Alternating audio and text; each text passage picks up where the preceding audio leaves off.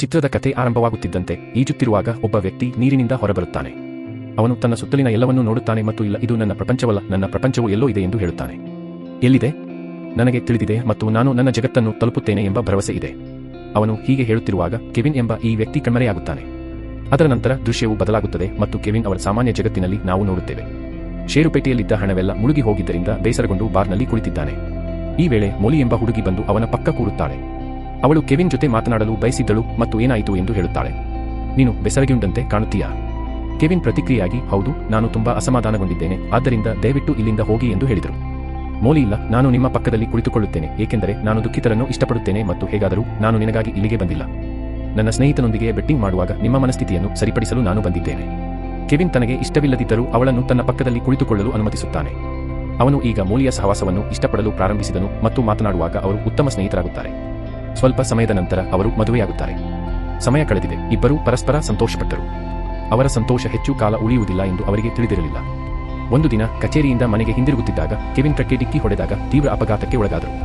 ಆ ಸಮಯದಲ್ಲಿ ಅವನು ತನ್ನ ಪ್ರಜ್ಞೆಗೆ ಬಂದಾಗ ಅವನು ಸಂಪೂರ್ಣವಾಗಿ ಸುರಕ್ಷಿತವಾದ ಖಾಲಿ ರಸ್ತೆಯಲ್ಲಿದ್ದನು ಮತ್ತು ಸುತ್ತಲೂ ನೋಡಿದನು. ಒಬ್ಬ ಮುದುಕನನ್ನು ಬಿಟ್ಟರೆ ಯಾರೂ ಇರಲಿಲ್ಲ, ಮನುಷ್ಯರೂ ಇರಲಿಲ್ಲ, ಸಂಚಾರವೂ ಇರಲಿಲ್ಲ. ಅವನು ಈ ಮುದುಕನನ್ನು ಕೇಳುತ್ತಾನೆ, ನನಗೆ ಅಪಘಾತವಾಗಿದೆ, ನನ್ನ ಕಾರು ಎಲ್ಲಿದೆ? ನನ್ನ ಫ್ಯೂನ್? ನಾನು ನನ್ನ ಹೆಂಡತಿಯನ್ನು ಕರೆಯಬೇಕು. ಮತ್ತು ಈ ಎಲ್ಲದಕ್ಕೂ ಪ್ರತಿಕ್ರಿಯೆಯಾಗಿ, ನೀವು ಈ ರೀತಿ ಏನನ್ನು ಮಾಡಲು ಸಾಧ್ಯವಾಗುವುದಿಲ್ಲ ಎಂದು ಮನುಷ್ಯನು ಹೇಳುತ್ತಾನೆ. ಕೆವಿನ್, ಏಕೆಂದರೆ ನೀವು ಬೇರೆ ಪ್ರಪಂಚದಲ್ಲಿದ್ದೀರಿ. ಅಪಘಾತವಾದಾಗ ನಿನ್ನನ್ನು ಅಲ್ಲಿಂದ ಹೊರಗೆ ಕರೆದುಕೊಂಡು ಬಂದು ಇಲ್ಲಿಗೆ ಕರೆತಂದಿದ್ದೆ. ಈಗ ಇಲ್ಲಿ ನಿಂತಿರುವ ಮುದುಕ ತನ್ನನ್ನು ಕೆವಿನ್ಗೆ ಪರಿಚಯಿಸುತ್ತಾನೆ ಮತ್ತು ನಾನು ಉಪಕಾರಿ ಎಂದು ಹೇಳುತ್ತಾನೆ. ಜನರನ್ನು ಒಂದು ಪ್ರಪಂಚದಿಂದ ಇನ್ನೊಂದು ಜಗತ್ತಿಗೆ ಸ್ಥಳಾಂತರಿಸುವುದು ನನ್ನ ಕೆಲಸ. ಮಾತನಾಡುತ್ತಾ ಕೆವಿನನ್ನು ರೆಸ್ಟೋರೆಂಟ್ಗೆ ಕರೆದರು. ನನ್ನನ್ನು ತಮಾಷೆ ಮಾಡುವುದನ್ನು ನಿಲ್ಲಿಸಿ, ನಾನು ನನ್ನ ಜಗತ್ತಿಗೆ ಹಿಂತಿರುಗಲು ಬಯಸುತ್ತೇನೆ ಎಂದು ಕೆವಿನ್ ಹೇಳುತ್ತಾರೆ. ನನ್ನನ್ನು ಇಲ್ಲಿಗೆ ಏಕೆ ಕರೆತಂದಿದ್ದೀರಿ? ಉಪಕಾರ ಹೇಳುತ್ತಾನೆ. ಹೌದು, ನಾನು ನಿನ್ನನ್ನು ಈ ಜಗತ್ತಿಗೆ ತಂದಿದ್ದೇನೆ, ಇದರಿಂದ ನೀವು ನನ್ನಂತೆ ಶಿಫ್ಟರ್ ಆಗಬಹುದು. ದುಃಖ ಮತ್ತು ಕೋಪದಲ್ಲಿರುವ ನೈಜ ಪ್ರಪಂಚದಿಂದ ಜನರನ್ನು ಈ ಜಗತ್ತಿಗೆ ತರುವುದು ನಿಮ್ಮ ಕೆಲಸ. ಕೆವಿನ್ ಪ್ರತಿಕ್ರಿಯೆಯಾಗಿ, ಇದು ಸಾಧ್ಯ ಎಂದು ನಾನು ನಂಬುವುದಿಲ್ಲ, ನನಗೆ ಪುರಾವೆ ನೀಡಿ. ನಿಮ್ಮೊಂದಿಗೆ ಕುಳಿತಿರುವ ಸಾಕ್ಷಿ ಅವಳನ್ನು ಕಣ್ಮರೆಯಾಗುತ್ತದೆ. ಫಲಾನುಭವಿಯು ಏನನ್ನು ಹೇಳುವುದಿಲ್ಲ, ಆದರೆ ಅವನ ಕೈಗೆ ಕಟ್ಟಿದ ಗಡಿಯಾರದ ಮೇಲೆ ಕೆಲವು ಕೋಡ್ ಒತ್ತಿದರೆ ಮತ್ತು ಈ ಹುಡುಗಿ ಕಣ್ಮರೆಯಾಗುತ್ತಾಳೆ. ಸತ್ಯ ತಿಳಿದ ನಂತರ ಕೆವಿನ್ಗೂ ಭಯವಾಯಿತು. ಅವನು ಅವನಿಗೆ ಹೇಳುತ್ತಾನೆ, ನಾನು ಶಿಫ್ಟರ್ ಆಗಲು ಬಯಸುವುದಿಲ್ಲ, ದಯವಿಟ್ಟು ನನ್ನನ್ನು ನನ್ನ ಹೆಂಡತಿಯ ಬಳಿಗೆ ಕಳುಹಿಸಿ. ಆದರೆ ಫಲಾನುಭವಿಯೂ, ಇಲ್ಲ, ನೀವು ಶಿಫ್ಟರ್ ಆಗುವವರೆಗೆ ನೀವು ಇಲ್ಲಿಯೇ ಇರುತ್ತೀರಿ ಎಂದು ಹೇಳುತ್ತಾರೆ. ಆದರೆ ಕೆವಿನ್ ಶಿಫ್ಟರ್ ಆಗಲು ನಿರಾಕರಿಸುತ್ತಾರೆ. ನಾನು ವಾಸ್ತವ ಜಗತ್ತಿನ ಯಾರನ್ನೂ ಇಲ್ಲಿಗೆ ಕರೆತರುವುದಿಲ್ಲ ಎನ್ನುತ್ತಾನೆ. ಅವನು ಈಗ ದೇವರನ್ನು ಇಲ್ಲಿಂದ ಕರೆದುಕೊಂಡು ಹೋಗಬೇಕೆಂದು ದೇವರಲ್ಲಿ ಪ್ರಾರ್ಥಿಸುತ್ತಿದ್ದನು. ಅವನು ದೇವರನ್ನು ಪ್ರಾರ್ಥಿಸುತ್ತಿರುವುದನ್ನು ನೋಡಿದ ಉಪಕಾರ ಕೋಪಗೊಂಡು ಅಲ್ಲಿಂದ ಹೊರಟು ಹೋಗುತ್ತಾನೆ. ಅದರ ನಂತರ ಕೆವಿನ್ ಈ ಜಗತ್ತನ್ನು ನೋಡಲು ಹೊರಡುತ್ತಾನೆ. ಇಲ್ಲಿನ ಜನರು ಕೋಪಗೊಂಡು ವಿಚಿತ್ರ ಉನ್ಮಾದದಲ್ಲಿದ್ದರು. ಯಾರು ಯಾರೊಂದಿಗೂ ಮಾತನಾಡಲಿಲ್ಲ. ಜಗಳಗಳು ಇದ್ದವು ಮತ್ತು ಇಲ್ಲಿ ಯಾವುದೇ ಕುಟುಂಬಗಳು ಇರಲಿಲ್ಲ. ಇಲ್ಲಿ ತಿನ್ನಲು ಹೆಚ್ಚು ಇರಲಿಲ್ಲ. ಜನರು ಹಸಿವಿನಿಂದ ಒಬ್ಬರನ್ನೊಬ್ಬರು ಕೊಲ್ಲುತ್ತಾರೆ. ಸಮಯ ಹಾದು ಹೋಗುತ್ತದೆ ಮತ್ತು ಕೆವಿನ್ ಕ್ರಮೇಣ 5 ವರ್ಷಗಳನ್ನು ಈ ಸ್ಥಳದಲ್ಲಿ ವಾಸಿಸುತ್ತಾನೆ. ಈ ಪ್ರಪಂಚದ ಸುದ್ದಿಯಲ್ಲಿ ಫಲಾನುಭವಿಯು ಕೆವಿನ್ಗೆ ಶಿಫ್ಟರ್ ಆಗಲು ಅವಕಾಶ ನೀಡಿದ್ದಾನೆ ಮತ್ತು ಕೆವಿನ್ ಅವನನ್ನು ನಿರಾಕರಿಸಿದ್ದಾನೆ ಎಂಬ ಸುದ್ದಿ ಇನ್ನೂ ಇತ್ತು. ಕೆವಿನ್ ತನ್ನ ಹೆಂಡತಿಯ ಬಳಿಗೆ ಕರೆದೊಯ್ಯುವ ಶಿಫ್ಟರ್ ಅನ್ನು ಹುಡುಕಲು ಇನ್ನೂ ಪ್ರಯತ್ನಿಸುತ್ತಿದ್ದನು, ಆದರೆ ಈ ಪ್ರಯತ್ನದಲ್ಲಿ ಅವನು ಯಶಸ್ವಿಯಾಗಲಿಲ್ಲ. ಇಲ್ಲಿ ಅವರು ಗೇಬ್ರಿಯಲ್ ಎಂಬ ಸ್ನೇಹಿತನನ್ನು ಸಹ ಮಾಡಿಕೊಂಡರು, ಯಾರಿಗೆ ಕೆವಿನ್ ಬೈಬಲ್ ಅನ್ನು ಬರೆದರು, ಅದನ್ನು ನಿಷೇಧಿಸಲಾಗಿದೆ. ಕೆವಿನ್ ಈಗ ಅಂತಹ ತಂತ್ರಜ್ಞಾನವನ್ನು ಹೊಂದಿರುವ ಅಂತಹ ವ್ಯಕ್ತಿಯ ಬಳಿಗೆ ಹೋಗುತ್ತಾನೆ, ಅದರ ಮೂಲಕ ನೈಜ ಪ್ರಪಂಚದ ಜನರನ್ನು ನೋಡಬಹುದು. ಕೆವಿನ್ ತನ್ನ ಹೆಂಡತಿಯನ್ನು ಇಲ್ಲಿ ನೋಡಲು ಬಯಸಿದನು. ಸಾಕಷ್ಟು ಪ್ರಯತ್ನದ ನಂತರ ಅವನು ಅವಳನ್ನು ನೋಡುತ್ತಾನೆ. ಅವನು ಈ ಮನುಷ್ಯನಿಗೆ ಹೇಳುತ್ತಾನೆ, ನಾನು ನನ್ನ ಹೆಂಡತಿಯ ಬಳಿಗೆ ಹಿಂತಿರುಗಲು ಬಯಸುತ್ತೇನೆ, ಅವಳ ಸ್ಥಳವನ್ನು ನನಗೆ ತಿಳಿಸಿ. ಆದರೆ ಆ ವ್ಯಕ್ತಿ ಹೇಳುತ್ತಾನೆ, ನಾನು ಅದನ್ನು ಮಾಡಲು ಸಾಧ್ಯವಿಲ್ಲ, ನಾನು ಮಾಡಬಲ್ಲದು ನಿನ್ನ ಹೆಂಡತಿಯನ್ನು ತೋರಿಸುವುದು. ಕೆವಿನ್ ಹೊರಗೆ ಬಂದರು ಮತ್ತು ಬಹಳಷ್ಟು ಜನರು ಹೊರಗೆ ಪ್ರತಿಭಟನೆ ನಡೆಸುತ್ತಿದ್ದರು. ಕೆವಿನ್ ಮತ್ತು ಅವನ ಸ್ನೇಹಿತ ಗೇಬ್ರಿಯಲ್ ಕೂಡ ಅವರ ನಡುವೆ ಹೋಗಿ ನಿಂತರು. ಪೊಲೀಸರು ಅವರ ಮುಂದೆ ನಿಂತಿದ್ದರು, ಆದರೆ ಇದ್ದಕ್ಕಿದ್ದಂತೆ ಈ ಪ್ರತಿಭಟನಾಕಾರರಲ್ಲಿ ಒಬ್ಬರು ಓಡಿಹೋಗಿ ಕಣ್ಮರೆಯಾದರು. ಅವನು ಓಡಿಹೋಗುತ್ತಿದ್ದಂತೆ ಪೊಲೀಸರು ಜನರ ಮೇಲೆ ಗುಂಡು ಹಾರಿಸಲು ಪ್ರಾರಂಭಿಸಿದರು. ಕೆವಿನ್ ಮತ್ತು ಗೇಬ್ರಿಯಲ್ ಕಟ್ಟಡವೊಂದರಲ್ಲಿ ಅಡಗಿಕೊಳ್ಳುತ್ತಾರೆ. ಇಲ್ಲಿ ಕೆವಿನ್ ಗೇಬ್ರಿಯಲ್ಗೆ ಹೇಳುತ್ತಾರೆ, ಆ ವ್ಯಕ್ತಿ ಶಿಫ್ಟರ್ ಆಗಿದ್ದರಿಂದ ತಪ್ಪಿಸಿಕೊಳ್ಳಲು ಸಾಧ್ಯವಾಯಿತು. ನನಗೂ ಕೇವಲ ಶಿಫ್ಟರ್ ಅಗತ್ಯವಿದೆ ಮತ್ತು ಕೋಪದಲ್ಲಿ ನಿಮ್ಮ ಪ್ರಯತ್ನಗಳನ್ನು ಬಿಟ್ಟುಬಿಡಿ ಎಂದು ಗೇಬ್ರಿಯಲ್ ಉತ್ತರಿಸಿದರು. ನಿಮಗೆ ಶಿಫ್ಟರ್ ಸಿಗುವುದಿಲ್ಲ ಅಥವಾ ಇಲ್ಲಿಂದ ಹೊರಬರಲು ನಿಮಗೆ ಸಾಧ್ಯವಾಗುವುದಿಲ್ಲ. ಕೆವಿನ್ ಈಗ ತಾನೇ ಶಾಪಿಂಗ್ ಮಾಡಲು ಶಾಪಿಂಗ್ ಮಾಲ್ಗೆ ಹೋಗುತ್ತಾನೆ. ಅಲ್ಲಿ ಅವನು ಒಬ್ಬ ಹುಡುಗನನ್ನು ನೋಡುತ್ತಾನೆ. ಈ 7 ವರ್ಷದ ಮಗು ಕೆವಿನ್ ಕಣ್ಣೆದುರೇ ನಾಪತ್ತೆಯಾಗಿ ಮರುಕ್ಷಣವೇ ಬಂದಿತ್ತು. ಈ ಮಗುವನ್ನು ನೋಡಿದ ಕೆವಿನ್ಗೆ ಶಾಪಿಂಗ್ ಮಾಲ್ನಲ್ಲಿ ಕಣ್ಮರೆಯಾಗಿದ್ದ ತನ್ನ ಮಗನ ನೆನಪಾಗುತ್ತದೆ. ಇದನ್ನು ನೆನಪಿಸಿಕೊಂಡ ನಂತರ ಕೆವಿನ್ ಇನ್ನಷ್ಟು ದುಃಖಿತನಾದನು. ಈ ಮಾಲ್ನಲ್ಲಿ ಕೆವಿನ್ ನಾದಿರ್ ಎಂಬ ವ್ಯಕ್ತಿಯನ್ನು ಭೇಟಿಯಾಗುತ್ತಾನೆ. ಆ ವ್ಯಕ್ತಿ ಕೆವಿನ್ನನ್ನು ಅವನ ನಿಜವಾದ ಹೆಸರಿನಿಂದ ಕರೆಯುತ್ತಾನೆ ಮತ್ತು ನೀನು ಹಸಿದಿರುವೆ ಎಂದು ನನಗೆ ತಿಳಿದಿದೆ ಎಂದು ಹೇಳುತ್ತಾನೆ. ಬೇಕಿದ್ದರೆ ನನ್ನ ಮನೆಗೆ ಬಂದು ತಿನ್ನಬಹುದು. ನಾದಿರ್ ಇಲ್ಲಿ ಕುಟುಂಬವನ್ನು ಹೊಂದಿದ್ದ ವ್ಯಕ್ತಿ, ಅವನ ಹೆಂಡತಿ, 2 ಹೆಣ್ಣುಮಕ್ಕಳು. ಕೆವಿನ್ ಅವನೊಂದಿಗೆ ಅವನ ಮನೆಗೆ ಹೋಗುತ್ತಾನೆ. ಕೆವಿನ್ ಇನ್ನೂ ಬೈಬಲ್ ಮತ್ತು ಇತರ ಪ್ರಪಂಚದ ಬಹಳಷ್ಟು ವಿಷಯಗಳನ್ನು ನೆನಪಿಸಿಕೊಳ್ಳುತ್ತಾನೆ ಎಂದು ನಾದಿರ್ ತಿಳಿದಿದ್ದರು. ಈ ಜನರು ಮರೆತಿದ್ದಾರೆ. ಕೆವಿನ್ ತನ್ನ ಹೆಣ್ಣುಮಕ್ಕಳಿಗೆ ತಾನು ನೆನಪಿಸಿಕೊಳ್ಳುವ ಎಲ್ಲವನ್ನೂ ಕಲಿಸಬೇಕೆಂದು ಅವನು ಬಯಸಿದನು. ಪ್ರತಿಯಾಗಿ ಅವನು ಅವನನ್ನು ತನ್ನ ಮನೆಯಲ್ಲಿ ಇರಲು ಬಿಡುತ್ತಾನೆ ಮತ್ತು ಅವನಿಗೆ ಆಹಾರವನ್ನು ಕೊಡುತ್ತಾನೆ. ಕೆವಿನ್ ಉತ್ಸುಕರಾಗುವ ಮೊದಲು ಅಲಾರಾಂಗಳು ಇಲ್ಲಿ ರಿಂಗಣಿಸಲು ಪ್ರಾರಂಭಿಸುತ್ತವೆ. ಅವರು ಸುದ್ದಿಯನ್ನು ತ್ವರಿತವಾಗಿ ಆನ್ ಮಾಡುತ್ತಾರೆ ಮತ್ತು ಅನೇಕ ವರ್ಷಗಳಿಂದ ಈ ಪ್ರಪಂಚದಿಂದ ಗೈರುಹಾಜರಾಗಿದ್ದ ಫಲಾನುಭವಿ ನಾಳೆ ಹಿಂತಿರುಗಲು ನಿರ್ಧರಿಸಲಾಗಿದೆ. ಇದನ್ನು ತಿಳಿದ ಕೆವಿನ್ ತನ್ನ ಲೋಕಕ್ಕೆ ಹೋಗುವ ಭರವಸೆ ಮತ್ತೆ ಜಾಗೃತವಾಯಿತು. ನೈಜ ಜಗತ್ತಿನಲ್ಲಿ ಜನರ ಸ್ಥಳವನ್ನು ತಿಳಿದುಕೊಳ್ಳುವ ತಂತ್ರಜ್ಞಾನವನ್ನು ಹೊಂದಿದ್ದ ವ್ಯಕ್ತಿಯ ಬಳಿ ಕೆವಿನ್ ಬೇಗನೆ ಹೋಗುತ್ತಾನೆ. ಅವನು ಮೋಲಿಯ ಸ್ಥಳವನ್ನು ಕೇಳುತ್ತಾನೆ. ಆದರೆ ನೀವು ವಿಶೇಷ ರೀತಿಯ ಶಿಫ್ಟರ್ ಕಂಕಣವನ್ನು ಹೊಂದುವವರೆಗೆ ನೀವು ಸ್ಥಳವನ್ನು ತಿಳಿದುಕೊಳ್ಳಲು ಸಾಧ್ಯವಾಗುವುದಿಲ್ಲ ಎಂದು ಈ ವ್ಯಕ್ತಿ ಹೇಳುತ್ತಾರೆ. ಈಗ ಉಪಕಾರನ ಬಳಿ ಮಾತ್ರ ಶಿಫ್ಟರ್ ಬಳೆ ಇದೆ ಮತ್ತು ಕೆವಿನ್ ಅದನ್ನು ಪಡೆಯಲು ಬಯಸಿದರೆ ಅವನು ಗೇಬ್ರಿಯಲ್ನಿಂದ ಬಂದೂಕನ್ನು ತೆಗೆದುಕೊಳ್ಳುವ ಫಲಾನುಭವಿಯನ್ನು ಕೊಲ್ಲಬೇಕಾಗಿತ್ತು. ಈ ಜಗತ್ತಿನಲ್ಲಿ ಬಂದೂಕು ಇಡುವುದು ಕಾನೂನು ಬಾಹಿರ ಎಂದು ತಿಳಿದಿದ್ದರು. ಮುಂಜಾನೆ ದಾನವನು ಇಹಲೋಕಕ್ಕೆ ಬಂದಿದ್ದ. ಬಿಗಿ ಪೊಲೀಸ್ ಬಂದೋಬಸ್ತ್ ಮಾಡಲಾಗಿತ್ತು. ಜನರು ತಮ್ಮ ದೇವರೆಂದು ಪರಿಗಣಿಸಿ ಫಲಾನುಭವಿಯನ್ನು ಭೇಟಿ ಮಾಡಲು ಬಯಸಿದ್ದರು. ಆದರೆ ಕೆವಿನ್ ಮಾಡಲಿಲ್ಲ ಮತ್ತು ಅವನನ್ನು ಶೂಟ್ ಮಾಡಲು ಕೆವಿನ್ ಹೇಗಾದರೂ ಪೊಲೀಸರಿಂದ ತಪ್ಪಿಸಿಕೊಳ್ಳುವಾಗ ಅವನ ರೆಸ್ಟೋರೆಂಟ್ ತಲುಪುತ್ತಾನೆ. ಕೆವಿನ್ ಅವನನ್ನು ಗುಂಡು ಹಾರಿಸುವ ಮೊದಲು ಫಲಾನುಭವಿ ಅವನ ಕೈಯಲ್ಲಿ ಬಂದೂಕನ್ನು ನೋಡುತ್ತಾನೆ ಮತ್ತು ಅಲ್ಲಿಂದ ಕಣ್ಮರೆಯಾಗುತ್ತಾನೆ. ಇದೀಗ ಕೆವಿನ್ ಪೇದೆಯ ಮೇಲೆ ಹಲ್ಲೆ ಮಾಡಲು ಬಂದಿರುವುದು ಪೊಲೀಸರಿಗೂ ಪತ್ತೆಯಾಗಿತ್ತು. ಅದಕ್ಕಾಗಿಯೇ ಅವರು ರೆಸ್ಟೋರೆಂಟ್ನ ಹೊರಗಿನಿಂದ ಕೆವಿನ್ನನ್ನು ಶೂಟ್ ಮಾಡುತ್ತಾರೆ. ಕೆವಿನ್ ಒಂದು ಬದಿಯಲ್ಲಿ ಅಡಗಿಕೊಳ್ಳುತ್ತಾನೆ. ಅವನು ಈಗ ತನ್ನ ಹೆಂಡತಿಯನ್ನು ಭೇಟಿಯಾಗಲು ಸಾಧ್ಯವಾಗುವುದಿಲ್ಲ ಎಂದು ಅರ್ಥಮಾಡಿಕೊಳ್ಳಲು ಪ್ರಾರಂಭಿಸಿದನು. ಅವನು ಹೀಗೆ ಯೋಚಿಸುತ್ತಿದ್ದಂತೆ ಉಪಕಾರನು ಅವನ ಬಳಿಗೆ ಬಂದು, ಎಷ್ಟು ವರ್ಷಗಳ ಹಿಂದೆ ನಾನು ನಿಮಗೆ ಶಿಫ್ಟರ್ ಆಗಲು ಆಫರ್ ನೀಡಿದ್ದೇನೆ ಎಂದು ಹೇಳುತ್ತಾನೆ. ನೀವು ನನ್ನ ಮಾತನ್ನು ಕೇಳಲಿಲ್ಲ, ಅದಕ್ಕಾಗಿಯೇ ನೀವು ಇಂದು ಪಶ್ಚಾತ್ತಾಪ ಪಡುತ್ತೀರಿ. ನನ್ನ ಮಾತು ಕೇಳಿದ್ದರೆ ಇವತ್ತು ಇಲ್ಲಿ ಅಳುತ್ತಿರಲಿಲ್ಲ. ಒಂದೋ ನೀವು ಮನೆಯಲ್ಲಿರುತ್ತೀರಿ ಅಥವಾ ನೀವು ಅವರ ರಕ್ಷಕರಾಗುತ್ತೀರಿ. ಕೆವಿನ್ ಹೇಳುತ್ತಾನೆ, ನಾನು ಯಾರ ರಕ್ಷಕನಾಗಲು ಬಯಸುವುದಿಲ್ಲ. ನಾನು ನನ್ನ ಹೆಂಡತಿ ಮೊಲ್ಲಿ ಮನೆಗೆ ಹೋಗಬೇಕೆಂದು ಬಯಸುತ್ತೇನೆ. ಅದರ ನಂತರ ಫಲಾನುಭವಿ ಅವನನ್ನು ಕೇಳುತ್ತಾನೆ, ನಿನಗೆ ಬಂದೂಕು ಎಲ್ಲಿಂದ ತಂದಿತು? ಗೇಬ್ರಿಯಲ್ ನಿಮಗೆ ಇದನ್ನು ನೀಡಿದ್ದಾನೆಯೇ? ತದನಂತರ ಗೇಬ್ರಿಯಲ್ ತನ್ನ ಶಿಫ್ಟರ್ ಯಂತ್ರದ ಮೂಲಕ ಇಲ್ಲಿಗೆ ಟೆಲಿಪೋರ್ಟ್ ಮಾಡುತ್ತಾನೆ.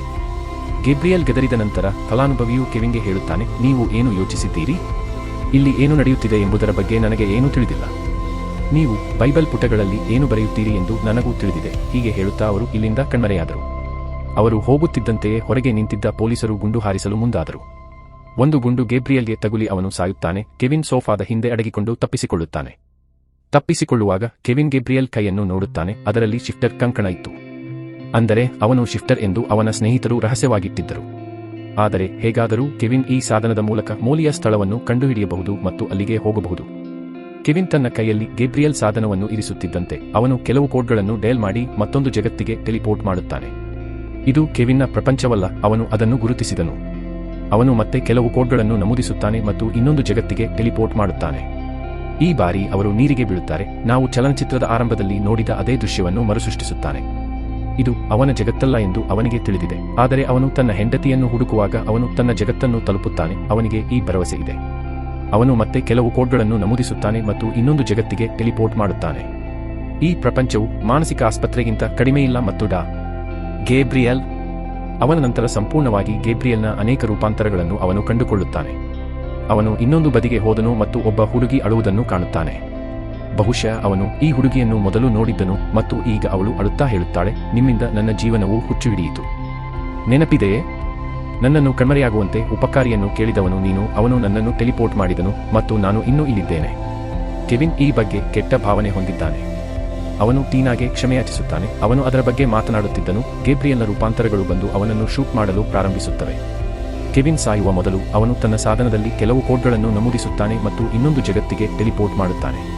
ಕೆವಿನ್ ತನ್ನ ಎರಡನೇ ರೂಪಾಂತರವನ್ನು ನೋಡುತ್ತಾನೆ. ಅವನ ನೋಟದಂತೆ ಹೇಳೋಣ, ನೀವು ಯಾರು ಮತ್ತು ನೀವು ಇಲ್ಲಿಗೆ ಹೇಗೆ ಬಂದಿದ್ದೀರಿ ಎಂದು ಕೆವಿನನ್ನು ಕೇಳುತ್ತಾನೆ. ಕೆವಿನ್ಗೆ ಏನೂ ಅರ್ಥವಾಗುತ್ತಿಲ್ಲ.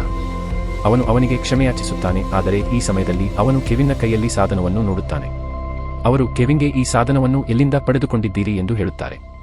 ಈ ಸಾಧನವನ್ನು ನನಗೆ ಕೊಡು ಮತ್ತು ಪ್ರತಿಯಾಗಿ ನಿಮಗೆ ಬೇಕಾದುದನ್ನು ನಾನು ನೀಡುತ್ತೇನೆ. ಆದರೆ ಕೆವಿನ್ ನಿರಾಕರಿಸುತ್ತಾನೆ, ಏಕೆಂದರೆ ಅವನು ಯಾವುದೇ ವೆಚ್ಚದಲ್ಲಿ ತನ್ನ ಹೆಂಡತಿಯ ಬಳಿಗೆ ಹೋಗಬೇಕಾಗಿತ್ತು. ಇನ್ನೊಬ್ಬ ವ್ಯಕ್ತಿ ಅವನನ್ನು ಗುಂಡು ಹಾರಿಸುವ ಮೊದಲು ಕೆವಿನ್ ಸಾಧನದಲ್ಲಿ ಕೆಲವು ಕೋಡ್ ಅನ್ನು ನಮೂದಿಸುತ್ತಾನೆ ಮತ್ತು ಫಲಾನುಭವಿ ಇದ್ದ ಅದೇ ಜಗತ್ತನ್ನು ತಲುಪುತ್ತಾನೆ. ಅವನು ನಾದಿರ್ನ ಮನೆಯಲ್ಲಿ ಬೀಳುತ್ತಾನೆ ಮತ್ತು ಪೊಲೀಸರ ಗುಂಡುಗಳಿಂದ ನಾದಿರ್ ಗಾಯಗೊಂಡಿರುವುದನ್ನು ನೋಡುತ್ತಾನೆ. ಏಕೆಂದರೆ ನಾದಿರ್ ಕೆವಿನ್ನನ್ನು ಬಚ್ಚಿಟ್ಟಿದ್ದಾನೆ ಎಂದು ಪೊಲೀಸರು ಭಾವಿಸಿದ್ದರು. ನಾದಿರ್ ಒಂದು ದಿನ ಖಂಡಿತ ಇಲ್ಲಿಂದ ಹೋಗುತ್ತೇನೆ ಎಂಬ ಭರವಸೆಯೊಂದಿಗೆ ಹೊರಡುತ್ತಾನೆ. ಈ ಸಾಧನಗಳ ಸಹಾಯದಿಂದ ಮಾನಿಟರ್ಗಳು ಅವನ ಹೆಂಡತಿಯ ಸ್ಥಳವನ್ನು ತಿಳಿಸಬಲ್ಲ ವ್ಯಕ್ತಿಯ ಬಳಿಗೆ ಕೆವಿನ್ ಹೋಗುತ್ತಾನೆ. ಆ ವ್ಯಕ್ತಿ ಮೋಲಿಯ ಸ್ಥಳವನ್ನು ಹುಡುಕುತ್ತಿರುವಾಗ ಪೊಲೀಸರು ಆಗಮಿಸಿದರು, ಅವನನ್ನು ಪತ್ತೆ ಹಚ್ಚಿದರು. ಅವರು ಅವನನ್ನು ಬಂಧಿಸಲು ಹೋಗುತ್ತಿದ್ದರು, ಆದರೆ ಅದಕ್ಕೂ ಮೊದಲು ಕೆವಿನ್ನ ಸಹಚರನು ಅವನಿಗೆ ಮೋಲಿಯ ಸ್ಥಳದ ಕೋಡ್ ಅನ್ನು ಹೇಳುತ್ತಾನೆ ಮತ್ತು ಕೋಡ್ ಅನ್ನು ನಮೂದಿಸಿ ಪೊಲೀಸರು ಅವನನ್ನು ಬಂಧಿಸುವ ಮೊದಲು ಕೆವಿನ್ ತನ್ನ ನೈಜ ಜಗತ್ತನ್ನು ತಲುಪಿದ್ದ. ಆಗ ಮಾಲ್ನಲ್ಲಿದ್ದ ಮೋಲಿ ಕೂಡ ಬಹಳ ವರ್ಷಗಳ ನಂತರ ಕೆವಿನ್ ಅನ್ನು ನೋಡಿ ಆಶ್ಚರ್ಯಪಟ್ಟಳು. ಅವಳು ಕೆವಿನ್ನ ಮೇಲೂ ಕೋಪಗೊಂಡಿದ್ದಾಳೆ ಮತ್ತು ನಿನಗೆ ನೆನಪಿದೆ, ನೀನು ನನ್ನನ್ನು ಒಂಟಿಯಾಗಿ ಬಿಟ್ಟೆ ಎಂದು ಹೇಳುತ್ತಾಳೆ.